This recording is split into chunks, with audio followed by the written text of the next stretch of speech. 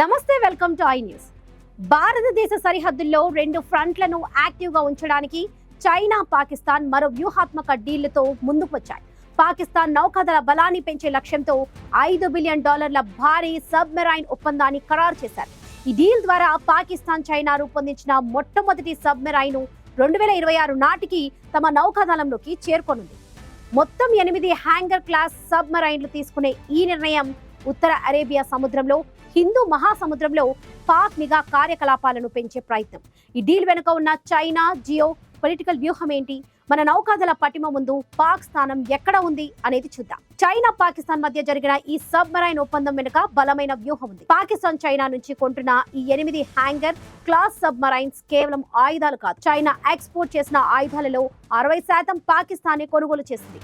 ఇది రెండు దేశాల మధ్య ఉన్న రక్షణ బంధాన్ని స్పష్టం చేస్తుంది. ఈ ఒప్పందంలో భాగంగా మొదటి 4 సబ్మెరైన్స్ ను చైనాలోనే తయారు చేయనున్నారు. మిగిలిన 4 సబ్మెరైన్స్ ను పాకిస్తాన్ లో అసెంబుల్ చేయనున్నారు.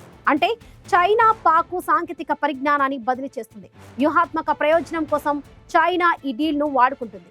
చైనా పాకిస్తాన్ లో నిర్మిస్తున్న CPEC China Pakistan economic corridor ద్వారా ట్రేడ్ మార్గాలను సులభతరం చేస్తుంది. మలక్కా జలసంధిపై ఆధారపడకుండా మధ్య తూర్పు నుంచి నేరుగా ఎనర్జీ సప్లై తెచ్చుకునే భౌగోళిక రాజకీయ ప్రయోజనాన్ని పొందుతుంది. ఈ విస్తరణతో ఆఫ్ఘనిస్తాన్, ఇరాన్ మధ్య ఆసియా వరకు చైనా ప్రభావాన్ని పెంచేందుకు ప్రయత్నిస్తుంది. భారతదేశాన్ని వ్యూహాత్మకంగా చుట్టుముట్టడంతో కూడా ఈ ప్రాజెక్ట్ కీలక పాత్ర పోషిస్తుంది. పాకిస్తాన్ తన నౌకాదళ సామర్థ్యాన్ని పెంచుకునే ప్రయత్నం చేస్తున్నప్పటికీ భారత నౌకాదళం చాలా పెద్దది, పటిష్టమైనది.